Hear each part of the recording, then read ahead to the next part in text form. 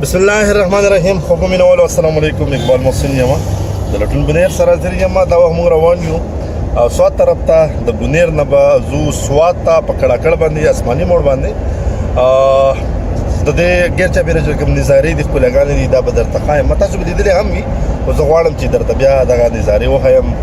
گوهر صاحب دی. گوهر صاحب السلام علیکم. او جناب ظاهر صاحب دی او جناب مصرخان خاطر صاحب دی. نو چکر به لګو د اختر دویم ورځ دا ډېر زبردست ډېر ښکلی ډېر ښایسته اختر تیریږي روان دی. الله پاک دې دغه قربانیانې خپل دربار کې قبول او منظور کړي. ستاسو سره به هم دغه ښکلاګانې بالکل را شریکوم چې تاسو دغه ښکلاګانې وینئ. دغه ښکلاګانې یو ځل بیا تاسو ته خراغلاست وایي د راتګ دلته د راتلو د ضلع بنیر د ښکلاګانو په ویاړ باندې ډېر هم موسم دی ډېره ښکلې فضا ده. نو خو کتونکو خو اوریدونکو خو مشرانو کشرانو موږ سره به اوسئ. تاسو ته به دغه سندرانې دغه ښکلاګانې وخت په وخت باندې ښایم.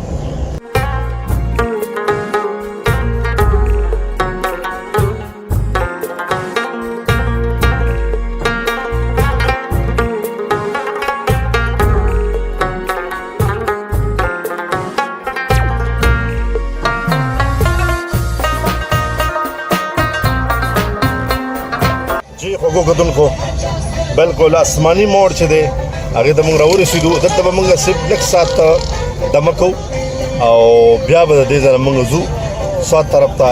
نو تاسو ته زه ښایم همدغه ښکلاګانې همدغه سندرانې همدغه یخې یخې هواګانې. نو خوږو کتونکو موږ سره به اوسئ لټون بنیر سره به اوسئ.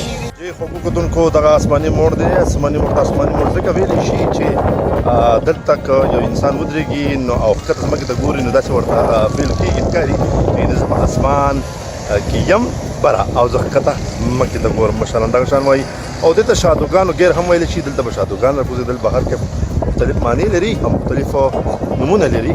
آسماني موړ د ضلع بنیر د ښکلاګانو یو داسې مرکز چې د دې ځای نه دغه ښکلاګانو آغاز کېږي. کتونکو یو څو ملګري دي د هغوی سره لږ یو څو خبرې کوو. السلام علیکم. تاسو نوم دی یار؟ سمیع الله صاحب د کوم ځای یې؟ دلته آسماني موړ ته راغلي وئ که نه داسې بنیر ته تللي وئ؟ نو څه دا ځای دې خوښ شو که نه؟ څه ویل غواړې مینهوالو ته څه ویل غواړې چې یاره هغې دې هم راضي وو که نه؟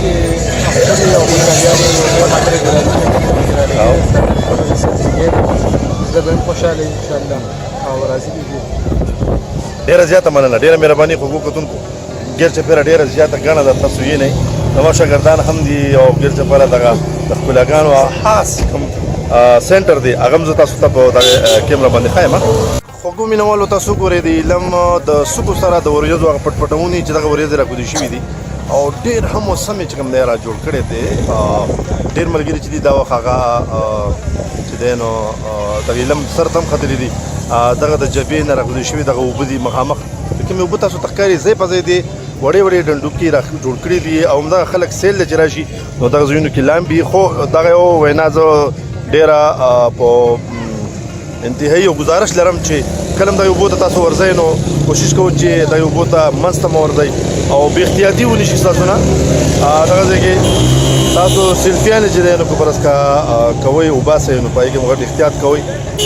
ډېر ښکلي منظر دي ډېر ښکلي ځایونه دي خو داسې نه چې د دغې نه تاسو ته نقصان او غم درد جوړ شي. الله پاک دې وکړي چې موږ هم دغه شان دغه ځایونو کې شانګلې دی او هغه د بل ځای نه راغلي زموږ یخ یخ هوا لګي. راشئ دې آسماني موړ ته دلته د ښکلاګانې وینئ. دلته د مختلفو علاقو خلک چې دی نو هغه راغلی دی راځي ډېره غټه مزه کې راځئ. دا زما وروڼه دي مصرخان صاحب دی ظاهر صاحب دی جوهر صاحب دی. راځئ راځئ چې ځو.